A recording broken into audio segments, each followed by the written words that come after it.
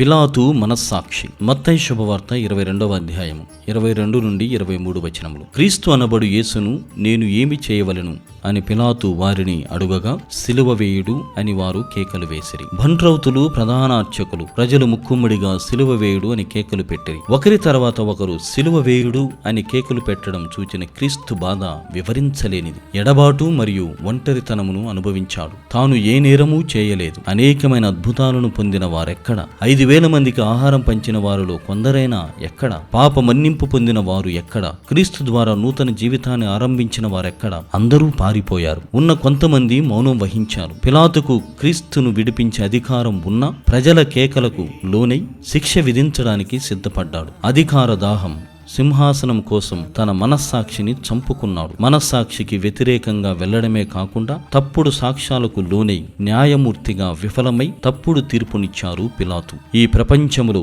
నిజాయితీ గల అధికారులు, వైద్యులు, న్యాయమూర్తులు ఇతర ఉద్యోగాలకు కొలువలేదు. కానీ విధి నిర్వహణలో విఫలమవుతున్నారు. అనేకమైన సవాళ్లకు ఎదురీదలేక, రాజకీయ అధికారపరమైన ఒత్తిళ్లను తట్టుకోలేక విఫలులు అవుతూ ఉన్నారు. కానీ కొంతమంది అధికారులు అవినీతి, లంచగొండితనం, దౌర్జన్యాలు, కబ్జాలు అను వివిధములైన అసాంఘిక చర్యలే జీవితం అన్నట్లు వ్యవహరిస్తున్నారు. ఏకపక్ష నిర్ణయాల వల్ల సామాన్యుని మనుగడ ప్రశ్నార్థకమవుతోంది. నువ్వే నువ్వే యేసయ్యా, కలకాలం నా కాపరివి. నువ్వే నువ్వే యేసయ్యా, కలకాలం నా ఊపిరివి.